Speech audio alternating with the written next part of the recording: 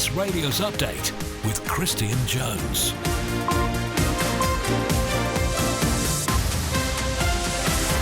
Hello, Faster Mike. Good afternoon. 5 o'clock on Friday, the 17th of April. I'm Christian Jones and welcome to the final ever update.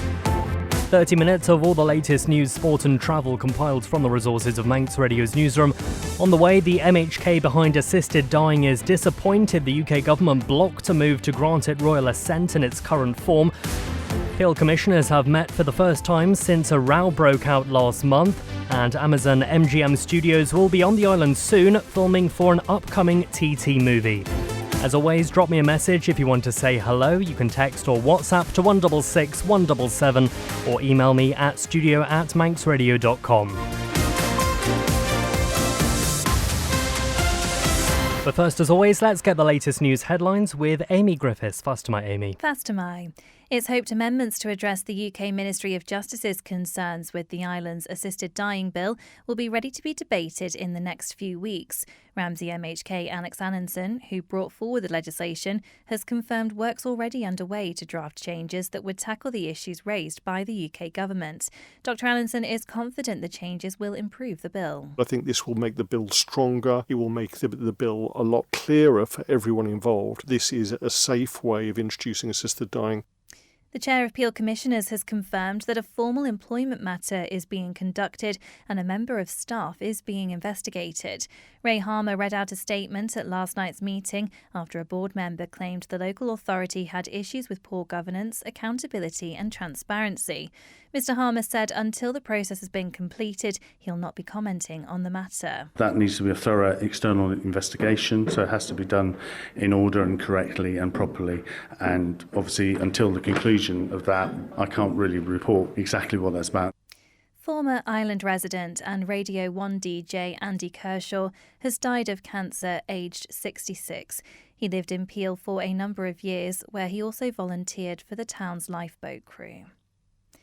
Production of a new film inspired by the TT races will get underway at this year's event. Channing Tatum and Eve Hewson are attached to the feature, which is called Isle of Man, with Reid Carolyn directing. Turning to international news now, and a sex offender's been found guilty of raping a young mother in Greater Manchester, for which an innocent man spent 17 years in jail.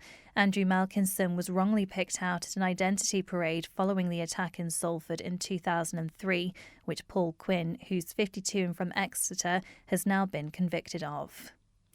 Iran's foreign ministers declared the Strait of Hormuz completely open while ceasefires last.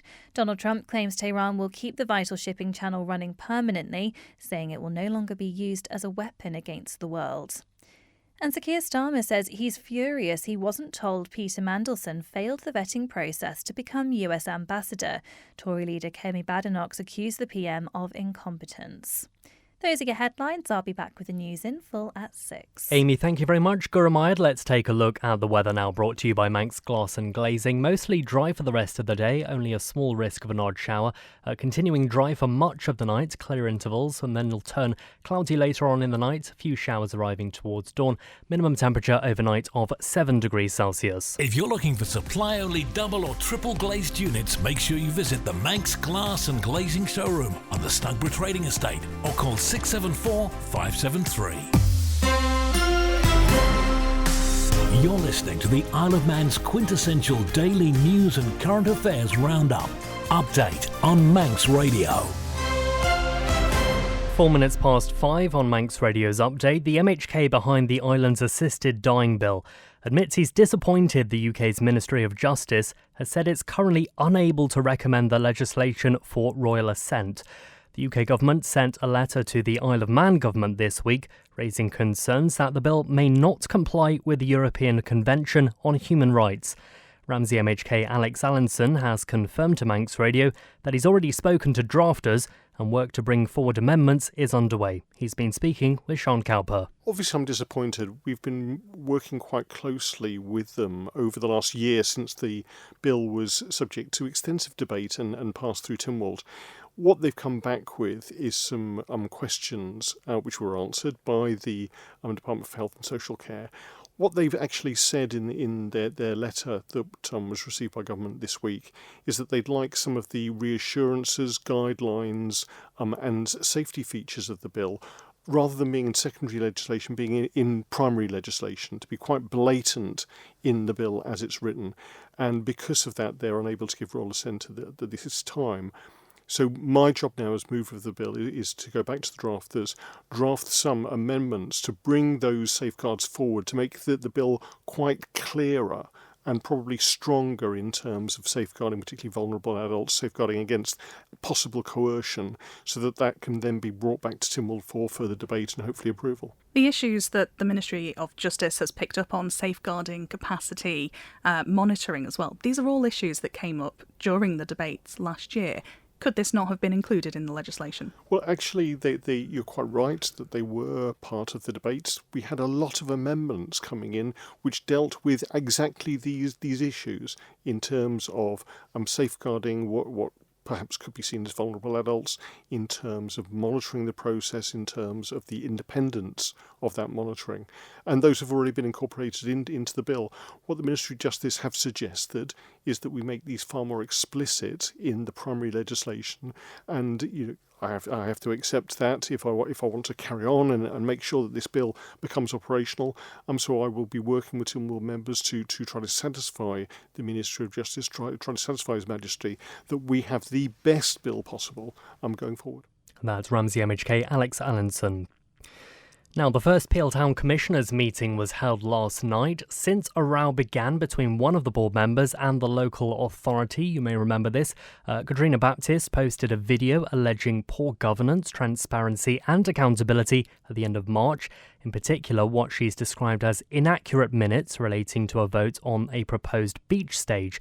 This led to a statement from the commissioners, which said Ms Baptist will be the subject of an internal investigation and that there was no vote, followed by a second statement confirming that there was, in fact, what they describe as an informal vote.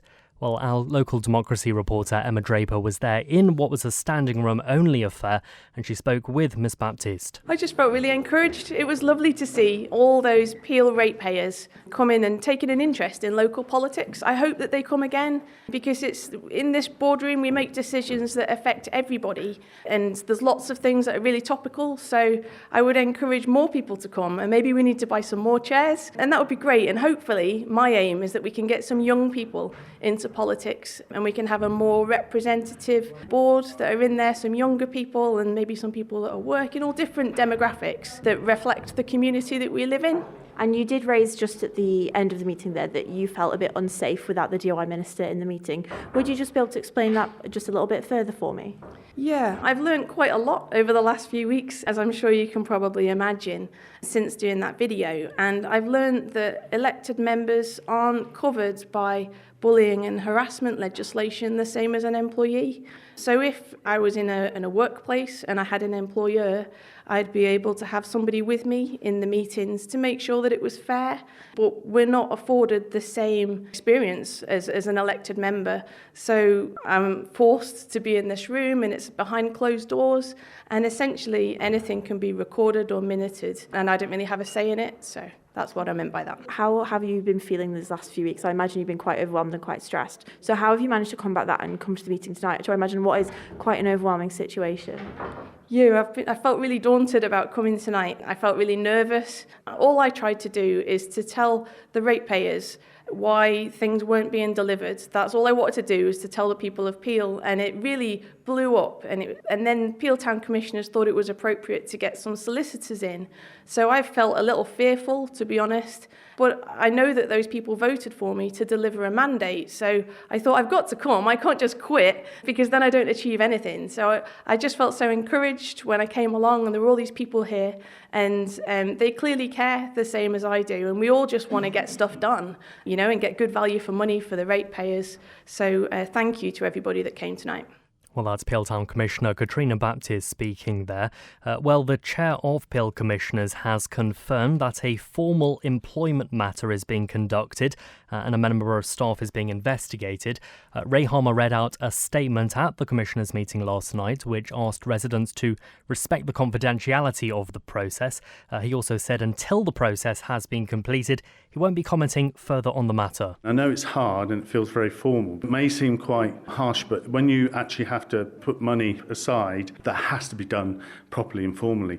Another issue that's come out is really about things that have been in committee and things that have been said. They can't then be brought up as new business items on the agenda. You've already had that opportunity. What I can say is that we have been looking since November at all of the standing orders to see what needs to change. So you have to do it as a whole. You can't sort of piecemeal and pick it. And that's the board resolution. So everything we do is done as a board. And it's really important to understand that we work as a collective, as a team. And that's been the bit that's really been difficult. I have to personally say some of the things have been quite heartbreaking. And I really think that it's really important to be constructive and positive. So that's really where I'm coming from. But would you say the board has been supportive and constructive towards the situation with Katrina? I mean, she did ask this evening if she could have the DOI minister with her in committee, and you all turned around and refused no. Would you say that's supportive and constructive with her situation? I think until you know the full situation and the matter that I'm talking about, and then there's all the facts, it's very difficult to actually answer that question, because some of what I'm talking about is regarding employment issues and all those kind of things that are totally confidential, that I can't. But she's not an employee. No, she's not. So why would you not allow her the opportunity to have the DOI minister? No, when we speak to DOI and when we have the DOI minister, it's to speak about DOI issues. We've got some other confidential issues regarding other things that happen in really important things in the town. It's not the case that we invite people to supervise a meeting. As I say, I think it's really important to be positive. It's difficult for me to explain all the things because I'm bound by the external investigation and confidentiality. So that's probably as far as I can go really on this. You're listening to the Isle of Man's quintessential daily news and current affairs roundup. Update on Manx Radio. 12 minutes past 5, you may have heard yesterday that an appeal against plans for a new statue of King Orion St John's has been dismissed. It means it can go ahead, subject to conditions, and be installed adjacent to Tynwald Hill. Well, it stands just under 3 metres tall, 1.8 metres wide, and it's the illuminated statue of Godred Crovan with his arm outstretched. That's going to be placed on a nearby verge in recognition of the Norse origins of the Isle of Man's Parliament. Well, those in charge of bringing this sculpture to life are artists Darren Jackson and Stephanie Quayle Jackson, who are behind other well-known works, such as the Heron in Castletown. We wanted to create Godred Crovan first and foremost, so we studied lots of books, there's lots of writings. The Manx Museum have been fantastic with their help, and Vikings of Man lent us all their reenactment kit so that we could actually put it on and feel what it feels like to wear this kit, which they were physical feat in itself. So you get into the character. Exactly. Yeah. We went to the British Museum, didn't we, to see the Lewis Chessman, and the museum library here have been fantastic as well. Culture of Annan, the open days. We sought as much and as varied sort of input as we could, and we looked at all the way he's been depicted so far, whether it's the House of Manannan or in paintings or how he appears in a stone. There's a stone carving in Glenmore House, I think, and there's several other depictions, but they're also different, so obviously it's our interpretation. So you knew historically what you were dealing with, and then you had to get the job of actually building the thing. What was the first step? Well, I mean, the design, I suppose, is the first step, and then we'll build a maquette, so it's a small model of it, and then we scale that up, build a metal armature inside. Was it left up to you how big the statue was? When something's outside, it's good to build it a little bit bigger than life size, because the outdoor environment shrinks something down. So he's about a life size plus a quarter, which is a sort of standard way of oversizing to make it feel like it's substantial when it's outside. Yeah, I mean, the aspect of, cost as well as a major factor, especially because it's bronze. Because, the more bronze you use, the more expensive it is, and you don't want to be sort of massively scaled up. I mean, it does a lot of these sculptures do shrink visually, like the heron, that was built in the shed, and they're just like, oh, it's massive, and it was just like, oh, is this going to be too big? Is it going to overpower the landscape? And when we put it in the landscape, it was like, it's not actually that big. Well, I've got news for you, it is. Well, yeah. It depends who's looking at it, I suppose. So this one was like, we're sort of trying to design it within the element of where it is to not overpower the landscape and to try and like incorporate within the sort of Tynwald Hill and the church and, you know, the walls surrounding it. Darren Jackson and Stephanie Quayle-Jackson speaking to John Moss there. Well, this approval comes with some conditions, including that the development of the statue should begin within the next 4 years and not before an archaeological written scheme of investigation, a WSI, has been submitted to and approved by the Department of Environment, Food and Agriculture.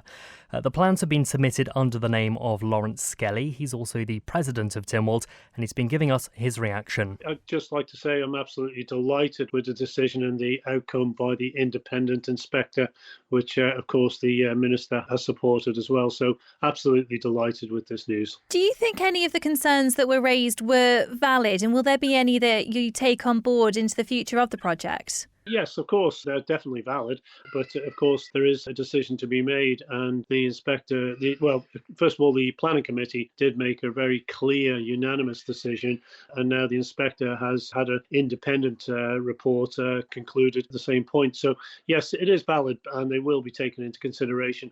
And it's worth noting, whilst it's now approved, there are certain conditions that must be met, and those are quite stringent, those conditions, and of course we are expected to adhere to them, which we will do. Do we have a timeline yet for when we might see the finished product in place? I mean, am I right in thinking that it's 4 years that the planning approval's been given for? Yes, so we have to do it within 4 years. Ideally, we'd like to see it sometime this year, if possible. But we would just take one step at a time. It's been quite a long journey to get to this particular juncture, so we're not making any promises at this particular moment. But hopefully, we've completed some of the most difficult hurdles at this point. Manx Radio Travel, serviced by Quayside Tyres. Well, let's take a look on the roads to begin with. The mountain road has partially reopened between Ramsey and the Bungalow. However, the section from the Bungalow to the Craignabar remains closed for now. Elsewhere in Douglas, at the bottom end of Murray's Road, that's closed for emergency gas main repairs. Over in Braddon, temporary lights on Braddon Road, of course just up from Braddon Bridge. In Braid, temporary lights on the Foxdale Road to the west of Braid Crossroads for ditching works.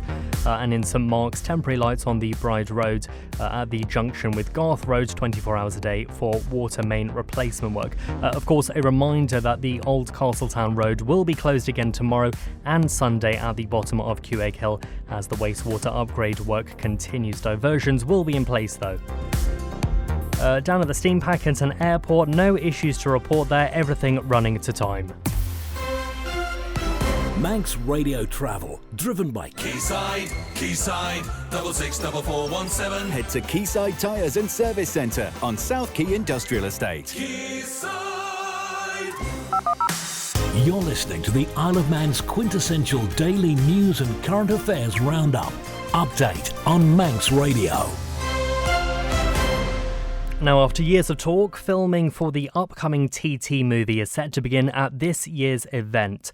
Isle of Man is part of a wider package picked up by Amazon MGM Studios, which includes a documentary and stars Channing Tatum, while MHK Sarah Maltby is responsible for motorsport and tourism and has been speaking with Darren Timpson. It's really exciting that this TT will see the filming of the Isle of Man film come to a beginning, and I'm really pleased that we're finally able to kind of make those announcements and start that communication out to residents on the island. The TT race is obviously, we know, is globally recognised, but there's more to the island than just the TT, and I think this film being shot during the period of time where the racing is going on, and there's obviously a great atmosphere and buzz around the Isle of Man, will give the opportunity to see more of the island. So the fantastic views and beautiful landscape that we do have on the island, I think that will really will show in a film such as this. And I think it's a great opportunity for the Isle of Man. I mean, the fact the film is called Isle of Man is really an opportunity that's great great for the Isle of Man for during the whole of the year and not just at TT, which is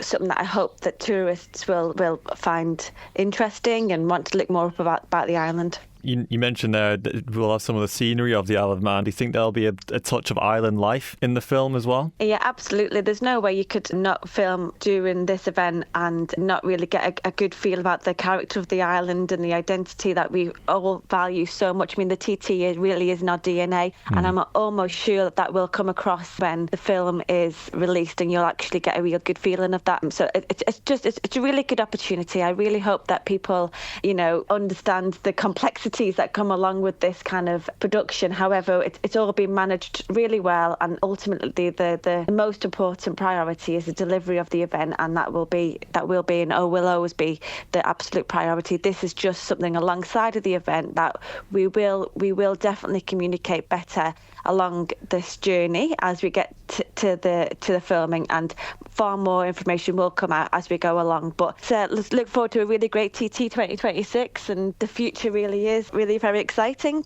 MHK Sarah Morby there. Well, let's turn our attention to the world of sport, and FC Isle of Man's caretaker manager says he's proud of his players and the club's efforts this season as they prepare for their final game of the NWCFL Premier Division campaign tomorrow. Ahead of the Ravens' trip to Padiham on Saturday afternoon, Rick Holden admits it's been a challenging season and a tough run of recent results. The last few weeks have been bitty and difficult to get a consistent side together. The results, the lads have worked hard enough and they've played good enough football at times, but it's just, I think it's that, bit too far type of feeling. And because we got safe a few weeks ago as well, it's just been a bit of I would call it a bit disappointing. For the past couple of weeks, you're not troubled by what's going on at the bottom, but you're not challenging toward the top this season. How do you go about keeping that mentality and that physicality at that level? It's difficult. You just have to say to them, what's the point of coming all this way if you're not going to put a shift in? And the last game they did really well against Barnolds. You end up with the players and think, well, with these players, what system can I do? Not the other way around. What system do I want to play? And all the players available. So lack of availability makes you have to get a system to fit. And they did really well. It's 0-0. Should have been out of sight with 2 or 3 chances. And then you think, half-time, saying, right, come on, another 45 minutes. And you can see they want to do it. Go out there, played well again for the first few 10 minutes or so. But then a couple of mistakes, they score, and you can see we just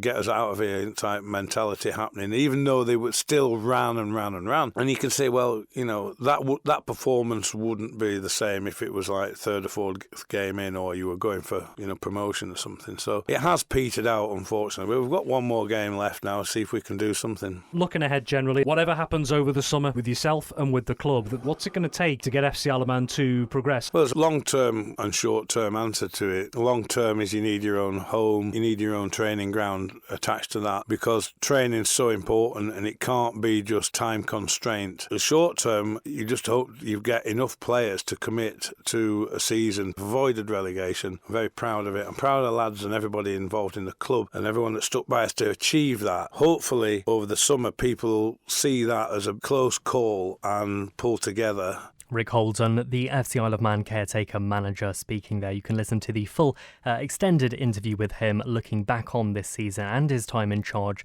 via the Manx Radio Sportscast, available at manxradio.com.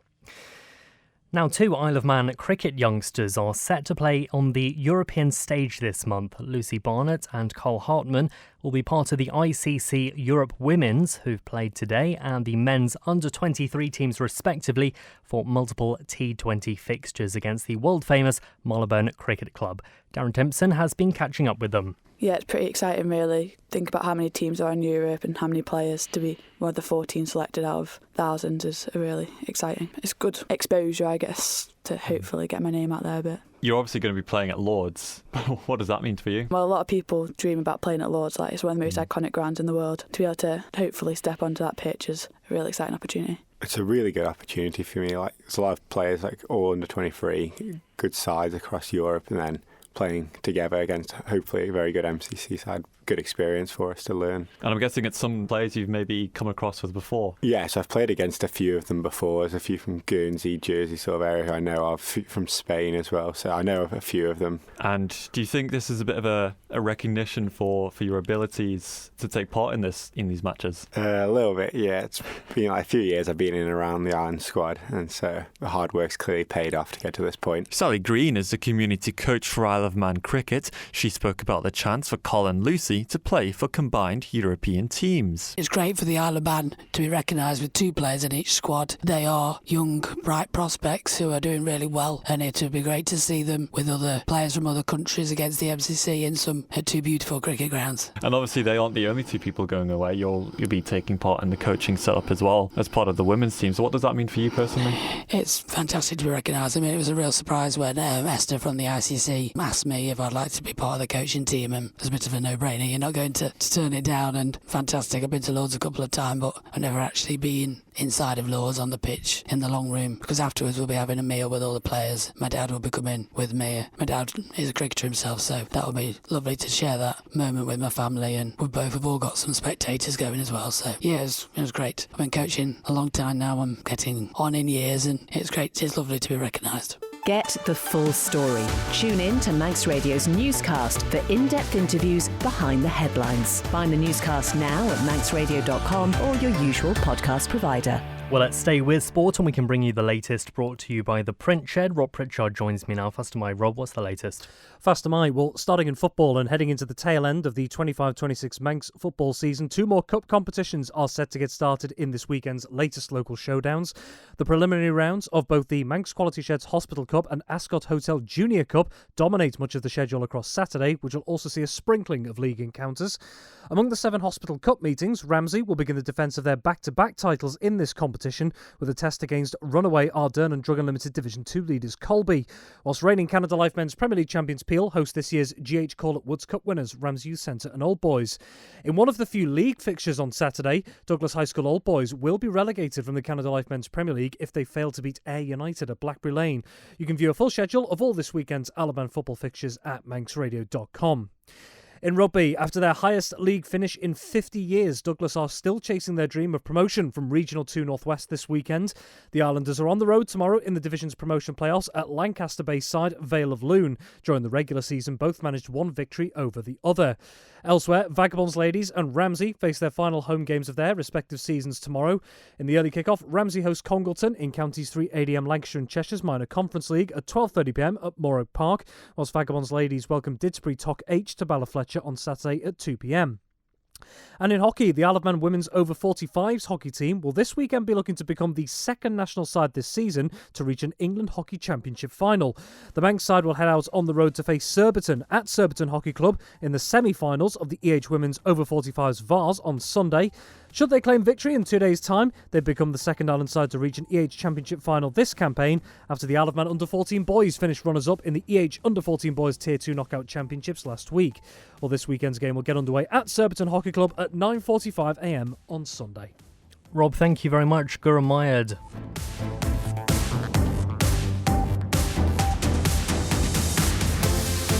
Well, that is it for Update, the end of an era. Thanks so much for listening over the years. Hold tight, a brand new show coming to Manx Radio from Monday.